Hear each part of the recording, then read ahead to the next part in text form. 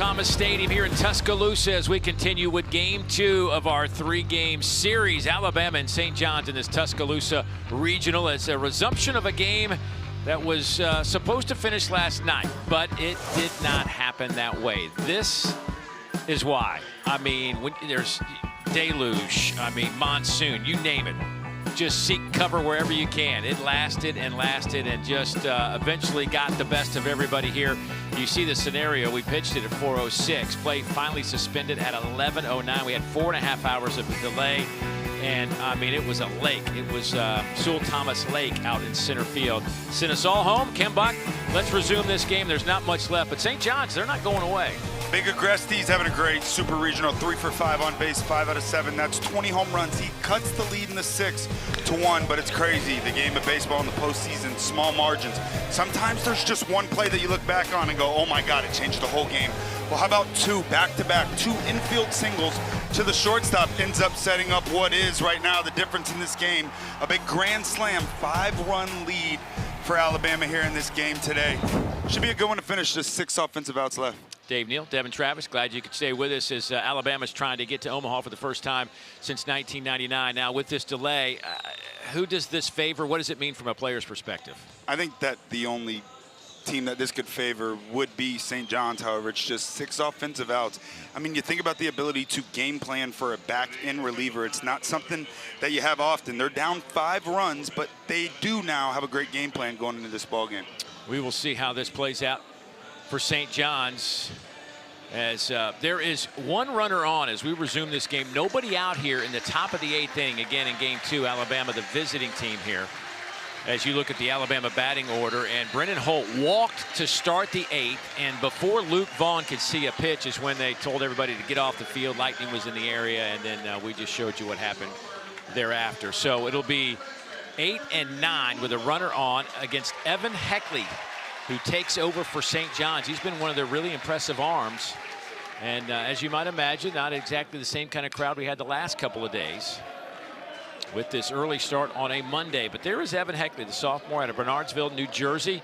And Devin, they've really enjoyed watching this guy kind of grow into this role. He is their do-it-all guy. 7 saves on the year. He had 2 wins in Tallahassee last week. Season high 5 innings pitch, 84 pitches, fastball, curveball, slider, and a really good changeup that he uses against lefties. Not 1 hit given up all year on that changeup. That's crazy to think about that changeup. But 42 strikeouts, just 11 walks. Opponents hit 236 against him. He's only given up 1 homer all year in those 38 2/3 innings. Little pick back to Brennan Holt. Alabama here looking to keep their foot on the gas pedal. They got the leadoff man on via walk. Bottom of this lineup been fantastic so far in these 2 games in this super regional. Alabama's put together 9 hits today and last night. It's going to be hard in this game. I'm going to go with that route. Yeah, in right. This game. right. Folks, I'm telling you, I've seen it rain in a lot of ballparks over my time, but this entire field was literally a pond. Yeah, to the point where playing today, this morning even felt questionable. But it looks great. Grounds crew did a fantastic job. Watched them work their tails off this morning, getting this thing ready to go, and here we are.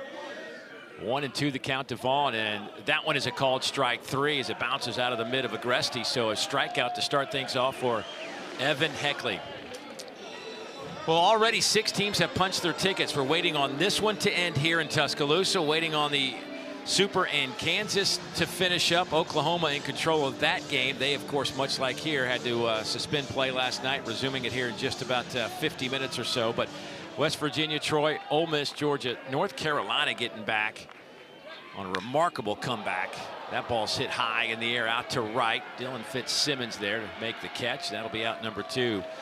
But there is a chance, depending on the outcome of our 2 series today, Oklahoma, Kansas, and Alabama and St. John's, that there could be 5 SEC teams going to Omaha here in 2026. Crazy. The run that they're on right now in college baseball is absolutely Incredible. It's the most competitive league in the country. It's the most complete league. High-end arms, big-time juice. They play the game the right way in Alabama.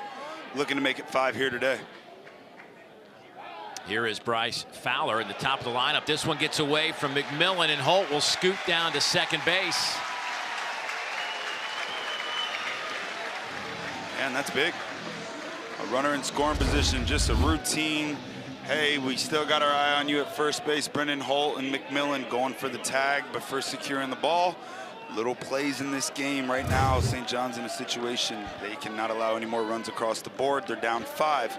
Big at bat here.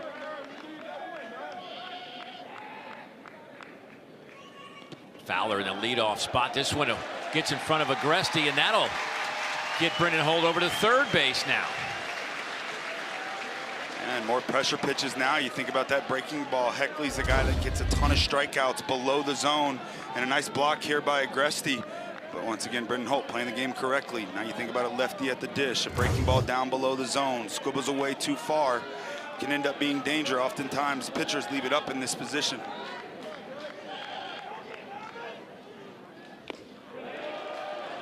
One and one the count to Bryce Fowler, who has 2 hits in this game, a double and a single. Also a ground out and a fly out for the Alabama center fielder.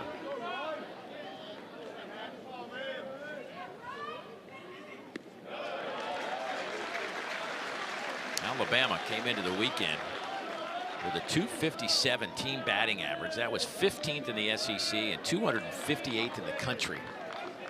But yet they find a way to string them together when they need them. Oh, there's nothing better. A team that's rolling in the postseason, throw out the regular season stats. They got it going right now.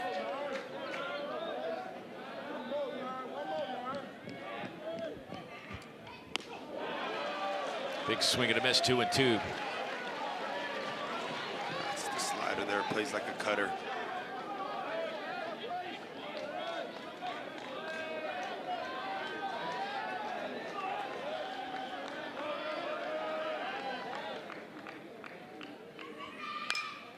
Foul back out of play. Started this series late Saturday night. Had a huge record crowd on hand. Had some weather issues yesterday, pushed the start time back. Had a good crowd yesterday, not as good as it was on Saturday night. And I'm really surprised this many people showed up for what could possibly be just 2 innings of baseball. St. John's hoping it's more than that. And a swing and a miss. Heckley does his job. Gets a couple of strikeouts and a fly out. Now St. John's, they don't have many outs to play with. Better get it going. Top of the lineup to start things off in the bottom of the 8th.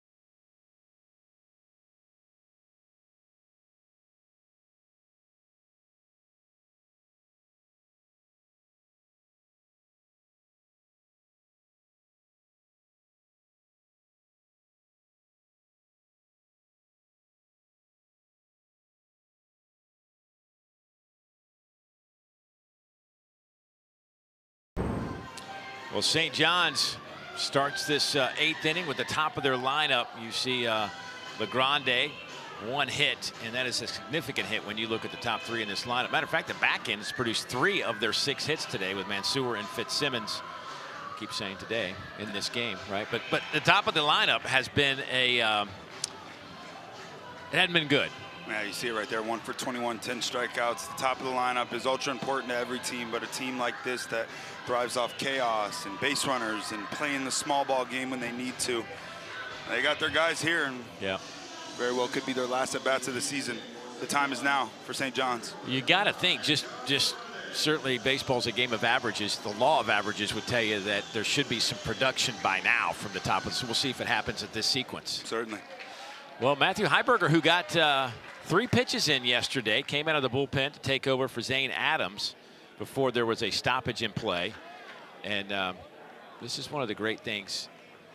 Like, do we not test pitch comms before the first pitch? Like, can we not test them between the innings?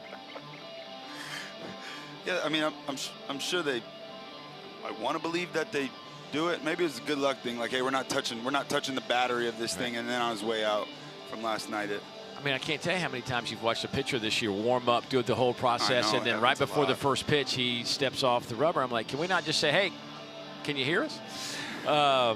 Anyway, here's Heiberger. He has been fantastic. He has been much like Heckley St. John's, jack of all trades for them. You need 3 outs, you need 9 outs, whatever it might take. He's been the guy. Yeah, it's a fastball that's sneaky, 91, 94. But he is a guy with reverse splits. That means lefties are better against them. First 2 batters this inning are lefties. LeGrande, Rafe Stanger, McMillan.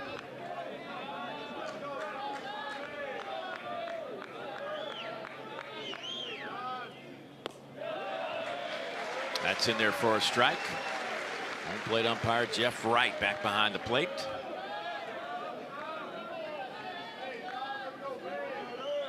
He was calling that low strike through the first 7 innings. Just like that one right there. He has been consistent all last night into today. You see right there, bottom of the zone.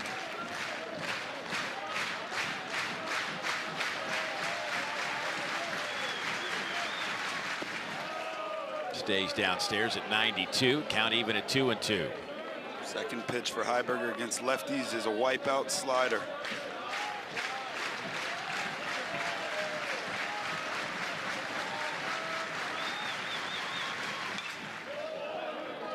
LeGrande came into the weekend hitting .329. His average down to .324. We just haven't really seen him get cranked up and see what he offers. This Alabama pitching staff has been elite. There's a little chopper. Holt charges. Going to have to hurry and makes a nice play.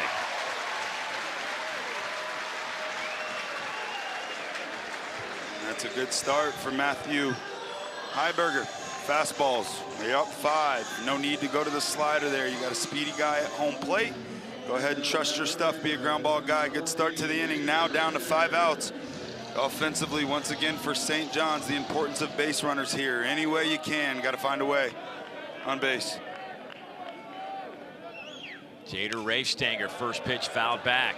He is struck out, grounded out, hit into a fielder's choice. Team's leading hitter, but his average has dropped 5 points this weekend. He can flat out swing it. The most clutch hitter for this team all year long. Game-winning hit in Game 1 in the Tallahassee Regional. At the knees, in there for a strike. Exactly what you want. You're up 5, you're attacking, you're working ahead, you trust your stuff. No need to waste a pitch here. Right at him.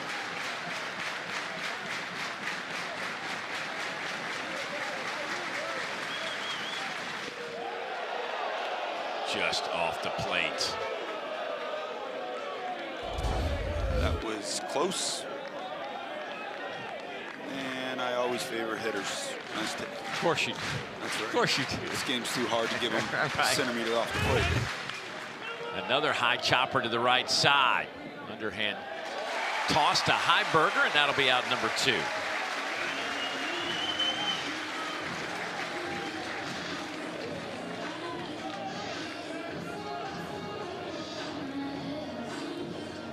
This St. John's team led the Big East in batting average as a group at .281 this year. It is top third of NCAA baseball teams. And coming into this game with the lefty on the mound and Zane Adams, I that this matchup, if there was one, could favor St. John's. Here is Sean McMillan with a base knock. First pitch he sees out to right field. So a 2-out base runner for the Johnnies. If there was one guy in the rotation that I felt like St. John's would have their best chance against, it was Zane Adams. It's a club that came into this game hitting .315 against left-handed pitching. That speaks to how well Zane Adams threw the ball last night. But extending the inning with 2 outs, and this is a big key here. You got a guy on base with Agresti. In Alabama, they give up a home run. You give a home run up to Agresti. It's a solo shot. It's a big key as well. And he won't even have the opportunity to swing the bat.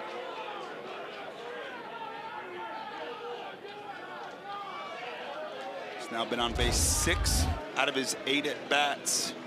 And that's just a fastball trying to go in on a guy. It's got big-time juice. You got to be able to locate fastballs in on the plate to these big guys, and he just yanks one there. Little 2-out rally going on here for the Johnnies.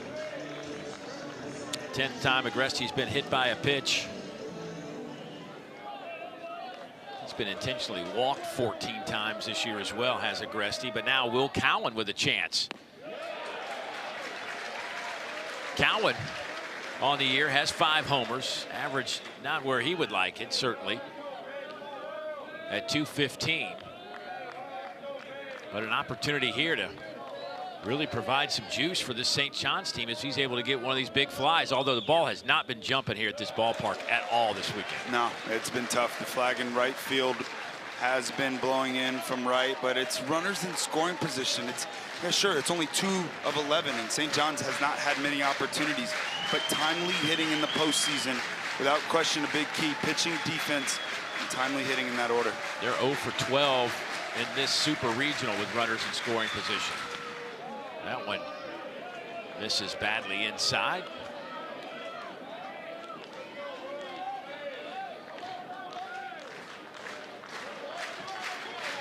St. John's, their last 6 victories have all been from the come from behind variety. Is there another one left in the tank?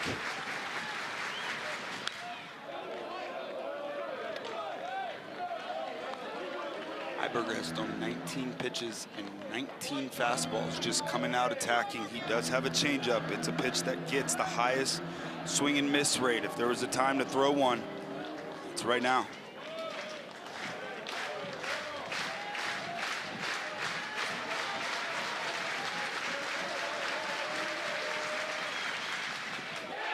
There it is, and he did go. Inning is over. Yeah, Matthew, 19 fastballs, and you're just setting them up for that nasty changeup. Use it, buddy. 1 inning left for Alabama to Omaha.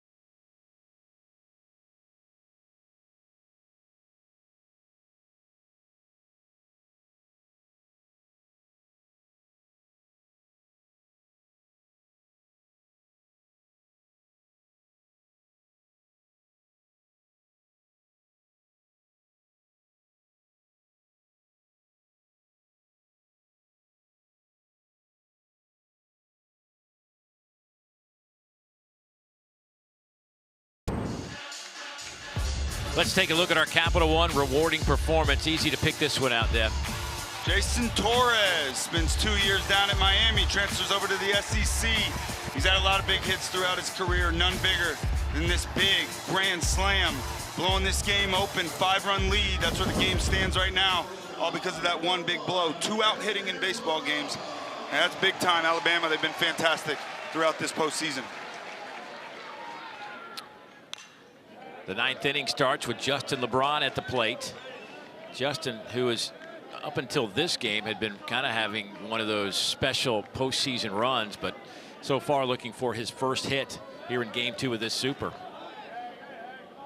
Average at 277 for a guy that hit well over 300 his first 2 years with the Crimson Tide. But it's trending in the right direction. And at the right time, too. And the Stars, you have to show up in those big moments. That's where they're judged by. And you get to the postseason, you can't be a star and just fade off. It's a big reason this team's playing their best baseball, best time of the year. 2-1 the count to LeBron. Justin on the year with those 16 home runs, 40 stolen bases.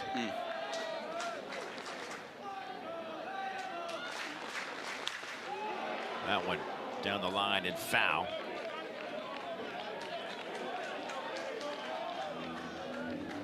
LeBron has started every single game of his career. Availability. Most important trait you can have in a player. Shows up every day. That's right. Grabs a bat and a glove and said, let's go. That one is fouled, and that should be into the seats. Nice catch. Yeah, that'll make your Monday morning, won't it? That's awesome. Oh, man. That's what it's about. That's why you bring the glove. Yeah.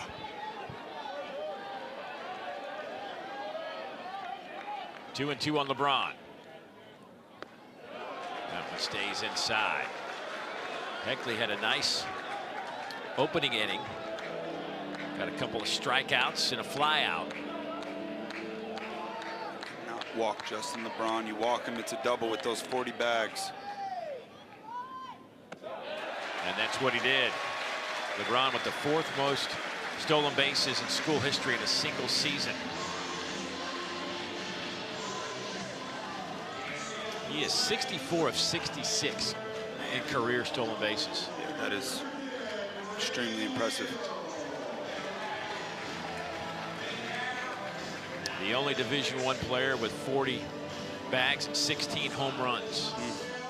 I've been trying to think, like, who does he remind me of in the big leagues? And the only person that I guess I can think of with that power combo of big-time speed, Fernando Tatis. The gloves a little bit behind early on. And there he goes. Agresti's throw down to second, not in time, and that is number 41 for Mr. LeBron. You walk him, it's a double. He's ready to go. Never has to have a steal sign. He gets a good jump, good pitch to steal on, and just too much speed.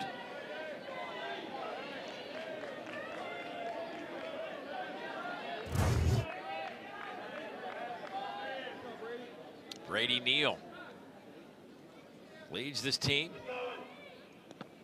with a .330 batting average. He's produced some electric moments, none bigger than the 3-run home run in the regional to propel the Tide into this super. Wow, what a great story. Having a fantastic year, bounce back year. 219 last year. Man. And now he's at .330. Whew. And smiles every time we're looking at him. That's right. This feels like a moment. It's the last round of a boxing match, and that extra run out there just feels like plate that run. It's a knockout blow.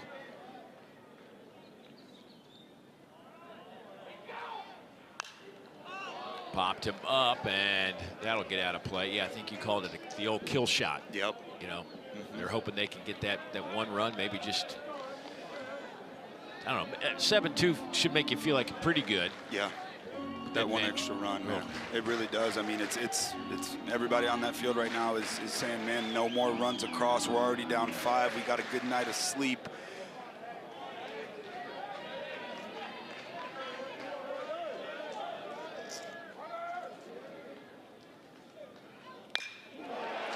This one slapped out to left. Bernardini makes a catch up against the wall.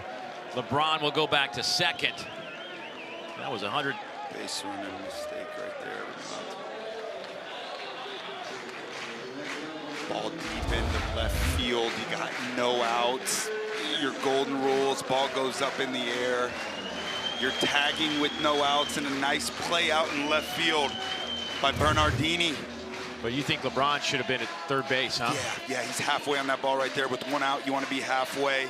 But with no outs, that ball goes up in the air. Immediately, you run back to second base to tag. If the ball gets down, no problem. If you can't score, you got a guy on second and third with no outs still. See if Jason Torres can pick up his club right here.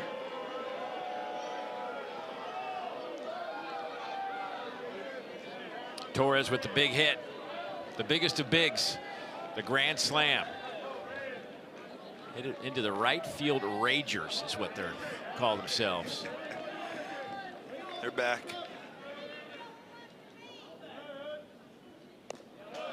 You know, it's become kind of a thing around here. Rob Vaughn, the head coach at Alabama, signs a baseball before the series and sends it out to the Ragers with a little message. That's awesome. Yeah. Awesome. Watch out for LeBron here with one out. Best time to steal third base.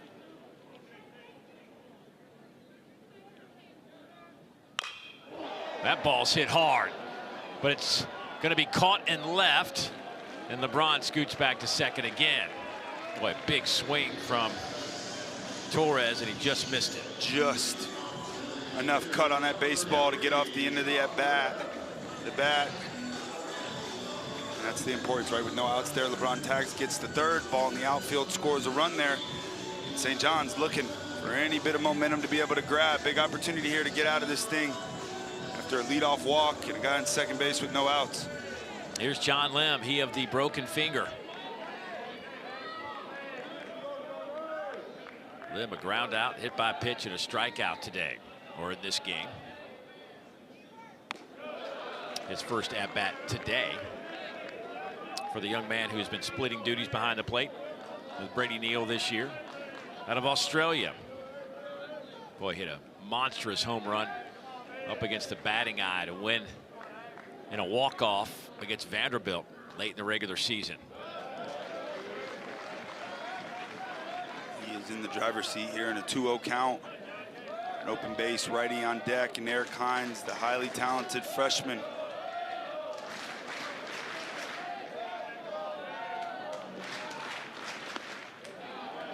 Just think about the journey for kids now in this transfer portal world. Like John Lim, I don't know that he ever had a vision of getting to Omaha. I don't even know if that was in his wildest dreams.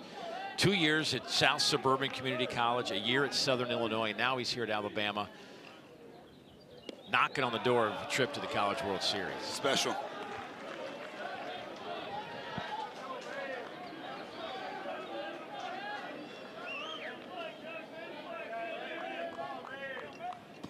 Broken finger. Yeah, you see it poking out of the batting glove. Got a special splint on that. LeBron scooting over to third base. He'll have to go back to second. Yeah, he broke that finger off a foul ball in the opening game in the regional, and they immediately realized it was broken. For a moment, they thought he wasn't going to be able to play, but he's like, no, let me just try to swing a bat. He could swing a bat. They had to make a special splint, cut the glove out a little bit, and here he is in the DH role with that finger sticking out. Catchers are a different kind of yes. tough.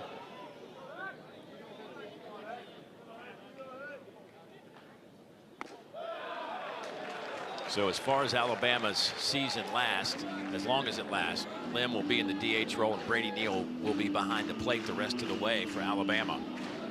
Having two catchers so important. Two good ones. Two really good ones, yep. 3-2 on Lim.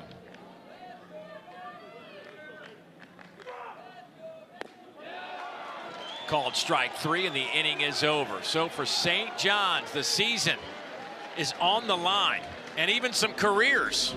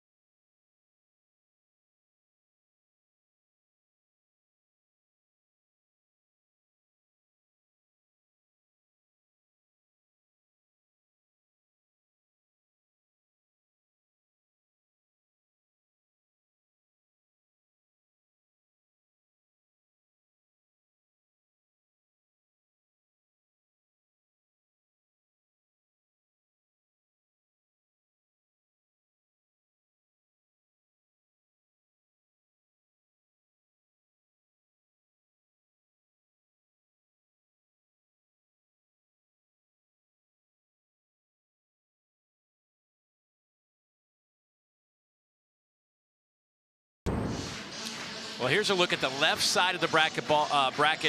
As you go to Omaha, these 4 teams will play in pool play together. North Carolina, Ole Miss. My goodness, there might be a half a dozen big league pitchers on those staffs featured in that one. Meanwhile, on the right side of the bracket, there is a possibility, if the scores hold up from today, that the SEC will have all 4 teams in that pod.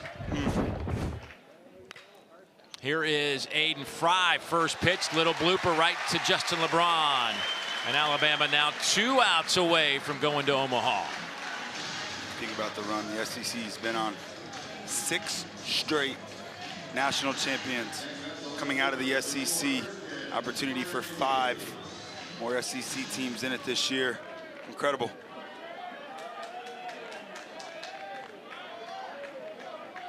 Christian Bernardini.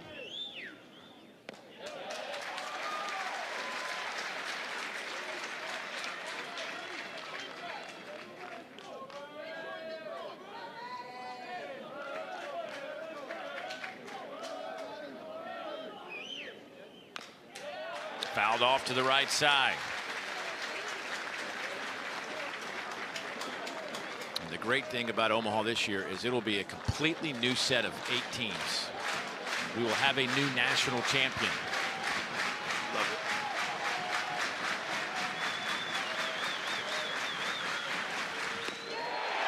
Called strike 3. 92-mile-an-hour fastball from Heiberger, and now the Tide are 1 out away.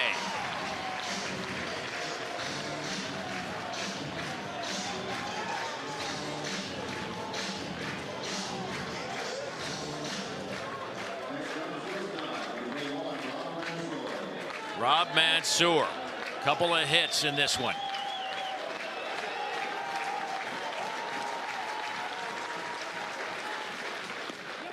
He looks at a pitch on the inside.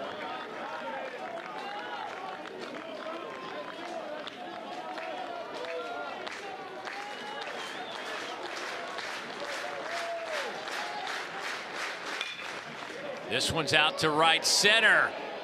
Fowler catches up to it, and Alabama has done it. Their first trip to Omaha since 1999. Celebrate, Alabama.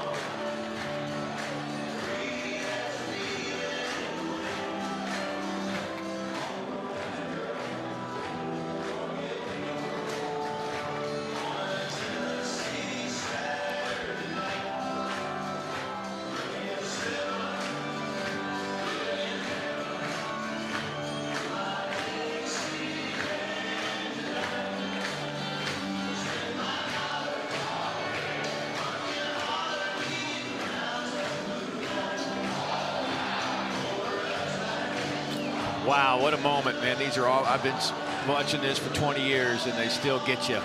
What a journey, what a ride.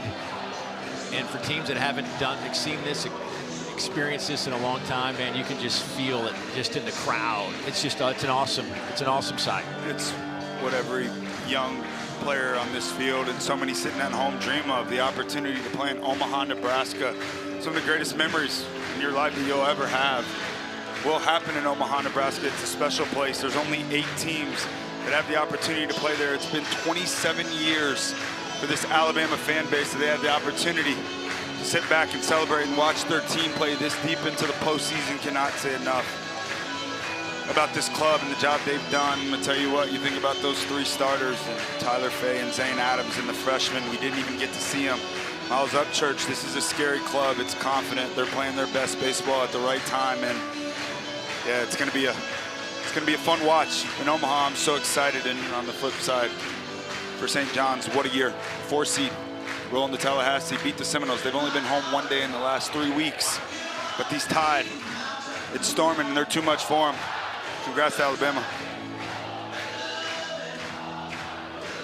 St. John's will finish the year at 36-26. They have the double dip Big East regular season and tournament titles, and of course winning that regional last week in Tallahassee, knocking off Florida State twice at Dick Howser Stadium. And it's just it's been a great season. This St. John's team, the last 3 years they have been in this tournament, and I think that program rich in baseball history. We will see them in this tournament many years to come. Yeah, only 1 senior in the starting lineup today for Coach Mike Hampton's group. He does such a great job with this group of guys, and they play hard. Agresti, we'll see if he ends up coming back. Senior John LeGrande, remember that name. We did not see the best of him this weekend. He is a guy with an extremely bright future. But this week, Alabama has now won 13 of their last 16 games, folks. They have not had the greatest statistical year in terms of defense and hitting, but they have, it's a baseball term, it's been timely, it has worked, and now they're starting to get some consistency in those 2 departments. We knew they could pitch it. Yeah. Just pay attention to Alabama in Omaha. Watch out. No errors in this super regional. Really good sign. 8 in the regionals, 0 in the super regionals. Pitching, you win with pitching in college baseball. Defense was good.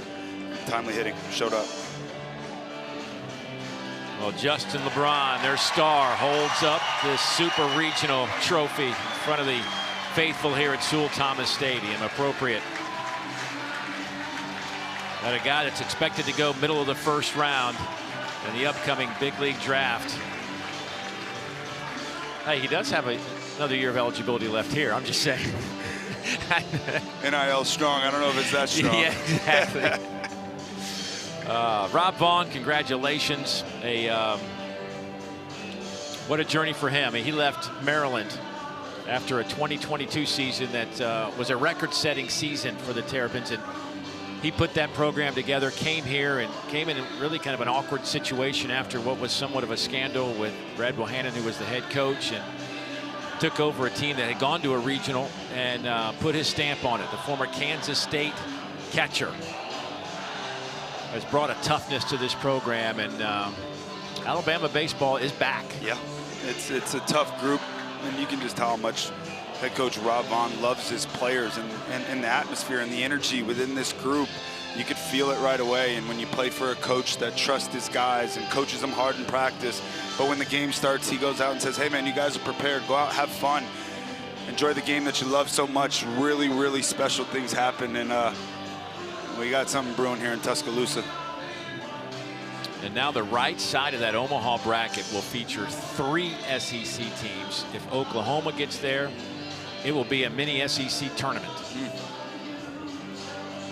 It's the powerhouse in college baseball. And they just keep on rolling.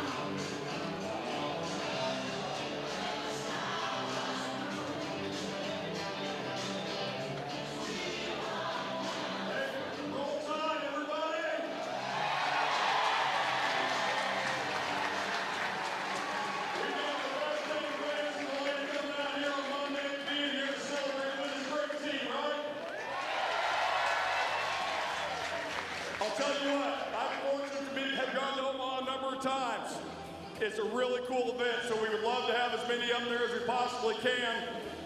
Make the effort if you possibly can. We appreciate each and every one of you. Let's give a great welcome to your head baseball coach, Rob Vaughn.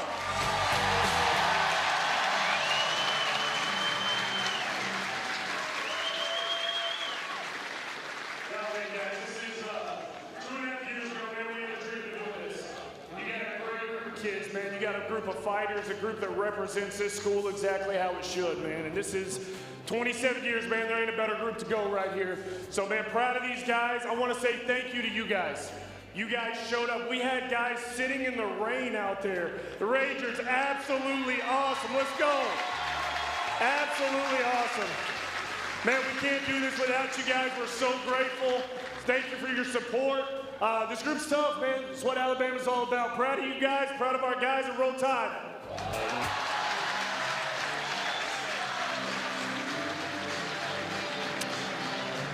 Greg Byrne, the athletic director, introducing his head coach, Rob Vaughn. What a moment.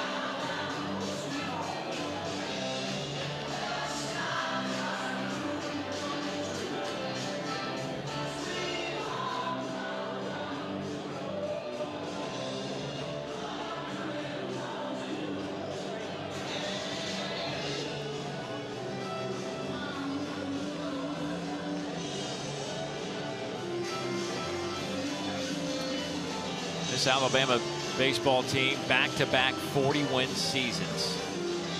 They will head to Omaha at 42-19. Last year, 41-18.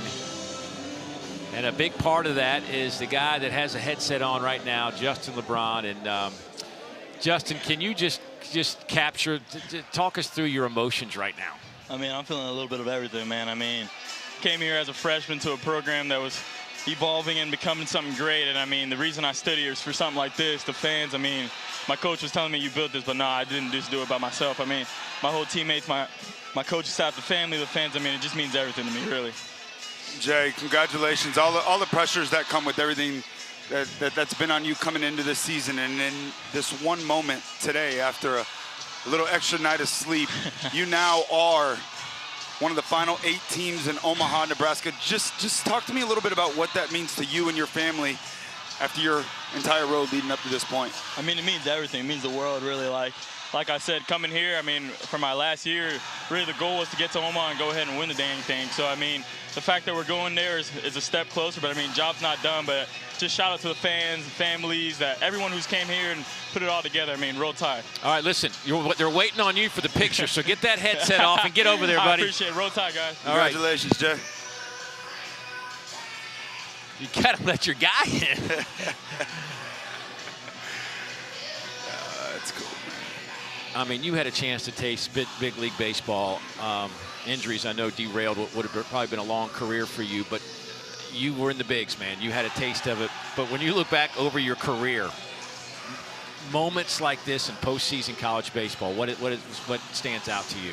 Yeah, it's special. You know, I tell everybody, you know, obviously the goal is to play in the big leagues, but if I could play another baseball game in my life and I only had one, I would choose to play it in college. I mean, you think about the fans and you think about, you know, the memories that are created, the coverage that comes along with it. You know, you have an opportunity to play on national TV and be one of the last 8 teams. I met my wife in Omaha, Nebraska, and so many great memories there. And I'm just excited for all these kids. I mean, I get goosebumps just thinking about it. I know, I can see, like, watching you during this stuff. It just, I guess you're just thinking about those days. Yeah, it's special.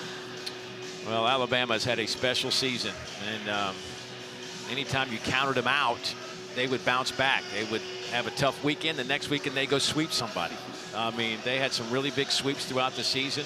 They swept Auburn, swept Florida, had a no-hitter against Florida. I mean, there were some moments along the way where you just felt like this team was right on the edge. And when it needed to tick up as a group, they found a way to do just that. Yeah, and when you find out a lot about a team when they get kicked on their back, in my opinion. The difference between the good teams and the great teams is the good teams get up sometimes, but the great teams, they always get back up and respond, and this team's done it all year long.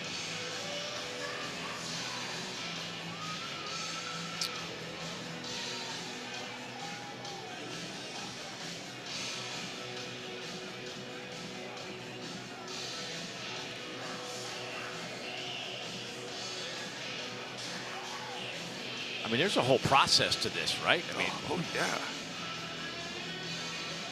What's the color? Oh boy, oh boy, oh boy. Where I don't even see Coach Vaughn. Where is he in there? Camo got me. Oh, Coach. Hey, they're trying to track you down. So No, I guess they got me last week. I got my eye on them right now. John's trying to sneak up behind me right here. I see it. Hey, man, I heard you talk to your fans, and I could just sense the emotion. Heads up! God bless me. Come on. I mean, hey. God bless. That's worth it. That's worth it. I mean, just listen, I know what this has been like. I've been around you a lot the last 2.5 years, and I know the energy and effort you put into this. Tell me about what this means to you and all the work that you put into it. Man, it's not me, man. We get it's this whole group. It's Jason Jackson 2.5 years ago taking a chance on a guy that had never coached in this league, that we didn't have a relationship, and him making the decision to stay at this place is what this place means to him. It's Mike Morrison trusting me and his family coming to Maryland years ago and following us down here. Anthony Papio, I've been with for 15 years. Coached him as a player. You talk about a winner, man. He's everything that it takes to be a winner. Garrett Wood, just the same thing, dude. Won a national championship. This whole staff, this whole administration, man, this is not me. This is a heck of a group effort here, and man, I can't tell you, it's a surreal feeling right now, man. It's a pretty special moment. Coach, congratulations. 27 years since you guys been to Omaha, and when I showed up here, the energy with this club and the positivity, the smiles, you can tell there's something extremely special about this group. For those that are sitting at home that maybe haven't watched Alabama play all year long, what about this group makes them so special? I think they represent this university is exactly what it means to be an alum of this place, man. I talked to some of those guys that have been here in the late 90s that went to Omaha. I talked to Brett Taft, who was on those teams, and, man, just talked about how tough they were. Nobody talked about we're the most talented team or we're this or that, and there's been great players come through here. It's the toughness. It's the way they go about it, and, man, this group's been hardened this year. This hasn't been easy. I mean, we lose the first game of the year, you know, and we lose opening weekend. We get swept at Kentucky opening weekend of SEC play. And these kids hear it all the time, man. The mark of the man is when you stand up and respond. And we talked about it a long time ago, man, when we lost to Kentucky, turn around and lose to South Al. Man, we talked about just tribulations and everything, trials and struggle, just developing perseverance and molding you into what it could be, and really hardening this team for May, June. And that's what it's done, man. This is a tough group of kids. I love them. It's so cliche to say we get another week together, but golly, man, I love this group, and man, they've cemented their legacy here at the University of Alabama. I got to ask you about Justin LeBron, and I know he was a late addition to your first recruiting class here. What has he meant and his growth? He hasn't missed a start since he's been here. His value to you, not just on the field, but in the clubhouse, all of that goes into being who he is. You don't get here without people like him, and it starts with his family. You meet his mom and dad. I remember going and flying to Miami right after I did my press conference here when I got introduced, and meeting with him and his family.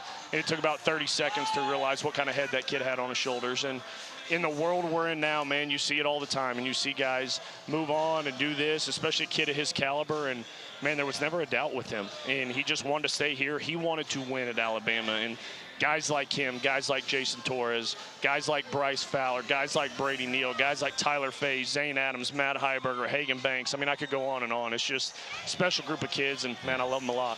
All right, so right now on this side of the bracket, the right side we call it, there are 3 SEC teams in there. Oklahoma looks like they might get in there. Could be 4 teams on this side of the bracket. Old home week, SEC tournament feel. What do you make of all that? Yeah, man, I think it just goes to the strength of this league, and there's great teams all over the country. I know, man, we're in the SEC. We're supposed to pound our chest for the SEC. There's some dang good baseball teams all over the country. I think the gauntlet that is the SEC is what makes it what it is. 30 straight games against the best of the best, man. That'll prepare you for moments like this. And, you know, you also had 2 other SEC teams that aren't playing still right now in Mississippi State and Auburn that are incredibly good. Could be one of the top 3 or 4 teams in the country. So just a very strong league. And, man, college baseball's in a heck of a place right now. It's a heck of a lot of fun.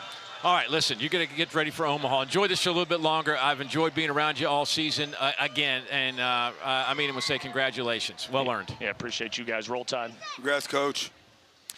I know you feel just after he's that kind of guy where you just feel like you're ready to do something great after talking to him. Yeah, you root for guys like that. Well, here's a look at the bracket, the right side of the bracket, and waiting on the Oklahoma-Kansas, which will get underway here in a few moments. And if Oklahoma is able to continue down their path today to finish that one up, they will head and they will face Alabama in game number 1. Meanwhile, on the left side of the bracket, these 4 teams will battle it out to see who gets into the championship final. West Virginia and Troy will start things off Friday at 2, and then North Carolina and Ole Miss Friday night at 7 Eastern. That will be must-see television as well. Boy, this is shaping up to be very fun. You've got the underdogs. You've got some teams that certainly you recognize out there, and teams haven't been there in a long time, like Alabama. Georgia hadn't been there since '08. That's going to be a fun College World Series this year. Don't forget, we've got that Oklahoma-Kansas game coming up in just a couple of minutes. Final thoughts? This was an incredible atmosphere. I've never been here to Tuscaloosa. The fans, they showed up. We had no idea what it was going to look like today. I thought it was going to be a quiet fan base, but no, they're here. 11 a.m. on a Monday. Alabama, Crimson Tide, they punched their ticket to Omaha. It's going to be a ton of fun to watch. I love the fact that there's 8 new teams in Omaha. We're going to have a new national champion this season. I'm so excited. All right. Can't wait for that to get underway. Still have one more super regional to get through before we can start talking about all those matchups in depth. But right now, Alabama continues to celebrate their 7-2 victory over St. John's, a really good St. John's baseball program under the direction of Mike Hampton. They'll finally get to go back home to Queens after what has been like basically a three-week road trip. Meanwhile, the celebration will be going on, I'm sure, the rest of this day and maybe into tomorrow for this Alabama baseball club. First time since 1999, they will make a return trip to the College World Series. A lot of fun. Thanks for all the help from the NCAA and our exceptional ESPN baseball crew, working long hours to bring the pictures and sound to you. We're just a small part of it. So for Devin Travis, the rest of our crew, I'm Dave Neal saying so long from Tuscaloosa, where the Crimson Tide win at 7-2. Time to get you to our studio. Matt Schick and my man, Coach Rooney.